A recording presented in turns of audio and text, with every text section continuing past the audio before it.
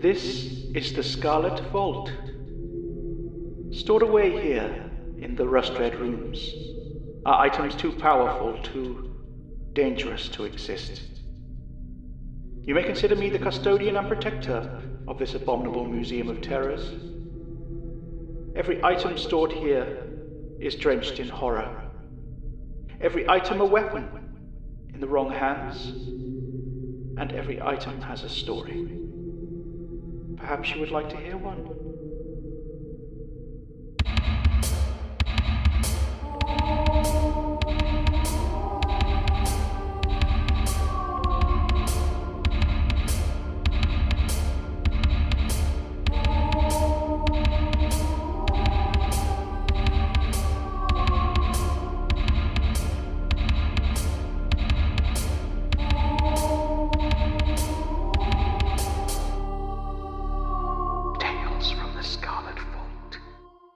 You were interested in this little fellow?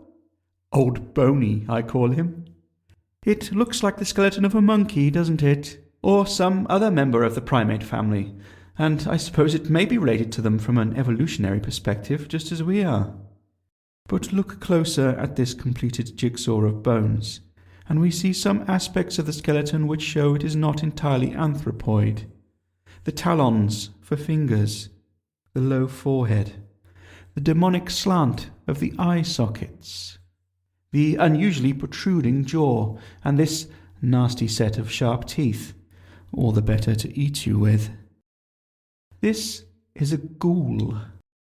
They feast on the flesh of the dead in lonely graveyards, picking the meat from the bones. They're cunning, discreet little characters, and no living eyes ever see them as they feast. Well, actually, I can think of one exception.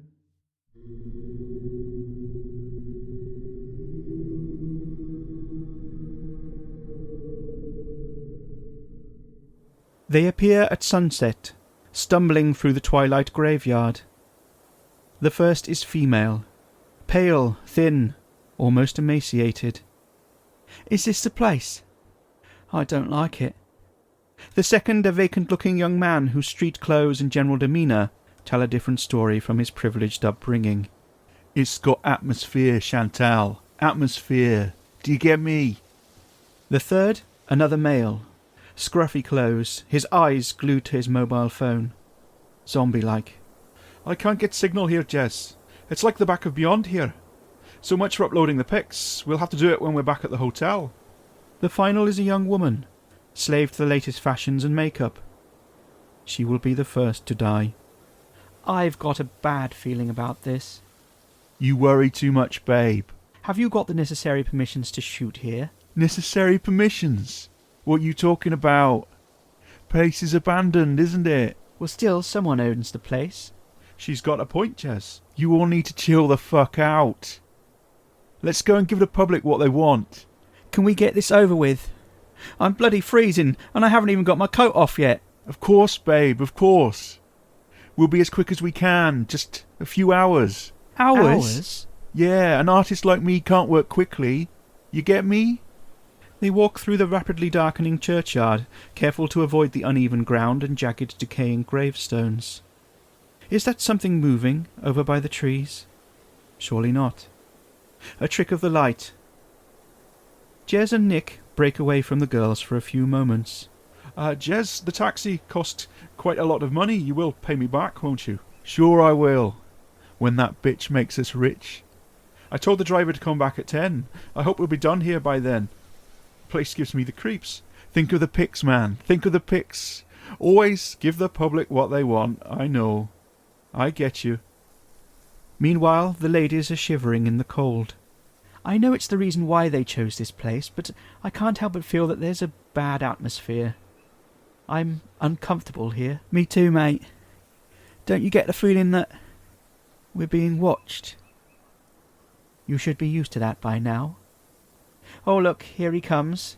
Jez walks over to them and takes his expensive SLR camera from out of its travel pouch and takes a few snaps. This place is well spooky. Love it. I don't. Come on, Chantal, babe. Let's get some shots of you lying back on that gravestone. You want me to lie on that? Come on, babe.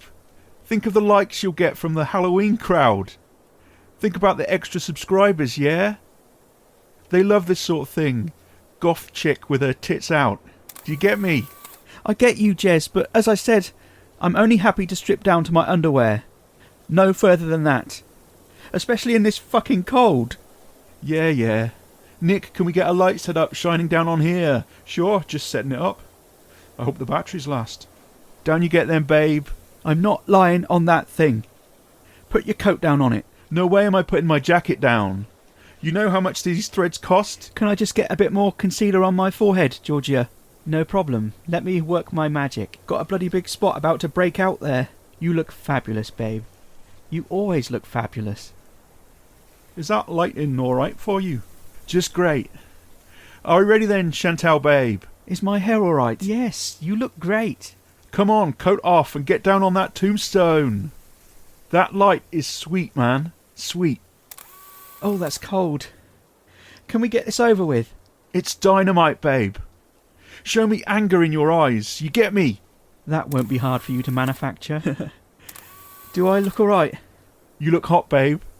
I'd do you now if these two weren't watching. You don't have to put up with talk like that, Chantal.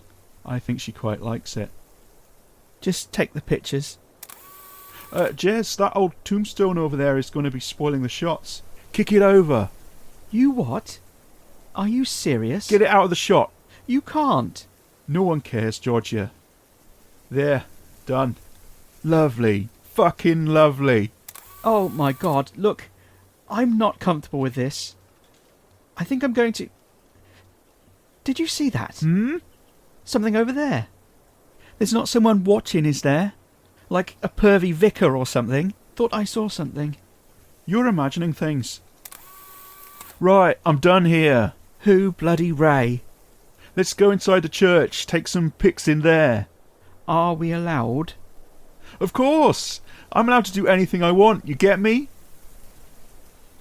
What was that? Look, that stone thing is moving. There's something... Oh, shit! What are those things? They're coming this way. Little goblins or something? They're called ghouls. Let's get out of here. Now. Come on, inside the church. Let's go. You can hide in there if you want, but I'm getting away from this place. No, Georgia, stick with us. Jez, Nick and Chantal run frantically to the church door and eventually force it open with some persuasion. Shut the door! No, wait, we can't leave her out there alone with them. We bloody can. Shut the door. Jez shuts and bolts the door, and they crowd around the small stained glass windows either side, wiping away the grime to desperately try and see what is happening outside. The ghouls have caught up with Georgia. Her mouth is open, screaming, as their sharp little fingers dig painfully into her arms, her legs, and tear at her clothes. Oh God, we've got to help her. I don't think we can.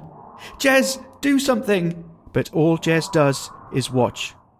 The dirty, giggling little creatures swarm over Georgia, dragging her down to the cold earth. Then they feast, messy eaters, tearing chunks out of Georgia's flesh, her internal organs, gobbling the warm meat with smiling, contented faces. I'm gonna be sick. Wish I hadn't dropped my camera. What do you mean, Jez? You can't be thinking of... Evidence, yeah. No one's gonna believe this. Oh, what are we gonna do? They've got us trapped in here. They're going to eat us. Oh, God, I don't want to go like that. What are we going to do, Jez? We're safe in here, are we? Yeah, I reckon. Right, we need to barricade the door. Nick, move that chair over there. Jez, you make sure they can't get in by coming up through the cellar. Close that door over there. And block it up. Who died to put you in charge? Georgia. Let's just do what she says. For now. The three teens make the best effort they can to barricade the church, spending their time wisely as the ghouls outside are preoccupied with finishing off their meal. Still, any defence they mount, any luck they have, could only last a limited time. This unstated truth is clear to all three of them. Call the police, Nick. Still can't get a signal. Great. Then we're stuck here for the night. You hope. How do you know they'll go away at daybreak? They're ghouls. They only come out at night. What do you know?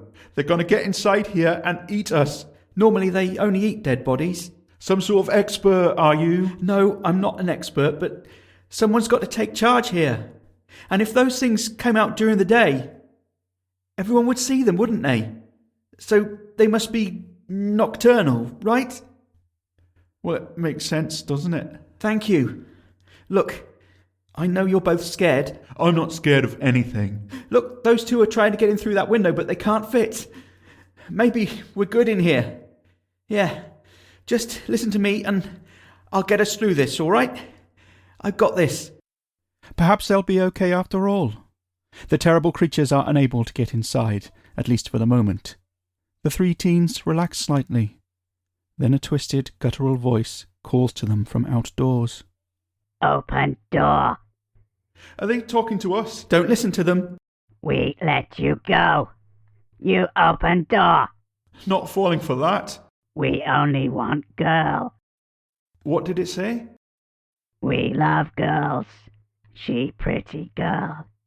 Give us girl and we let boys go. Not a chance. Right? Right. Jez? We should... We should what? I mean, it'd be one life to save two, you get me? I can't believe you sometimes. We fed, now we want girl. Sexy girl. Oh, God. Like girl. Open door, boy. We only want girl. They're lying. There is a long, awkward silence, which magnifies the quiet ticking of the church clock, which now thunders like a drum. A death knell.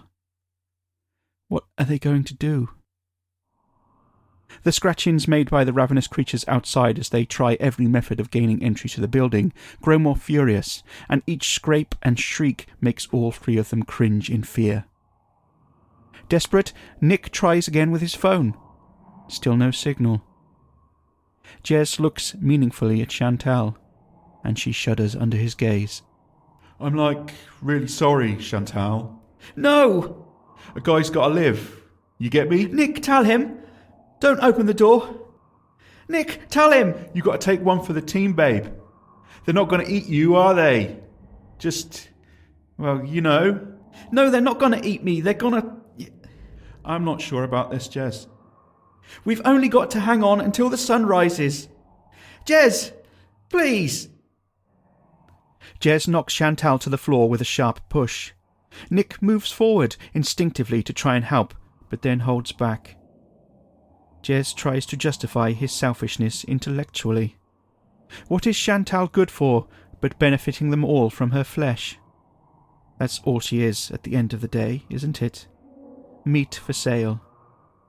And Jez knows that you must always give the public what they want. Hey, you little monsters out there! How can we trust you? Trust. Give us girl, you live. We get to you soon anyway. Tunneling we are. Underground. We get in and kill you all. Unless you give us girl now. Your choice. All right, please, just listen to me. I'm your best chance of surviving. You need me. If we stick together, stick this out, we'll get through this. Jez, Nick, I promise. We've got to stick together. I think we can trust them. Get back, all of you. I'm opening this door. Me and Nick are coming out, and then you can go in and do what you want with the girl, but don't touch us, right? Do you hear that? I'm trusting you.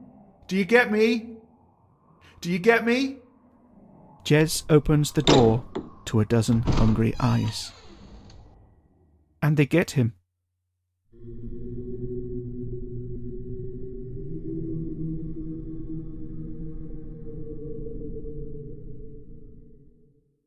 Chantal had been quite correct that the ghouls, secretive, nocturnal creatures, would have left them alone at sunrise.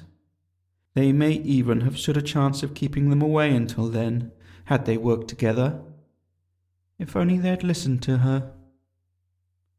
In this modern world of followers, likes and subscribers, we should be careful not to reduce ourselves to mere content to please others, yet I feel it creeping into every aspect of life, even my own. Are you following me? Do you like what I say? Are you subscribing to Tales from the Scarlet Vault? If I've given you all you wanted, and tonight's tale provided you with the flesh you desired, be sure to leave a good review, won't you? Enjoy your nightmares.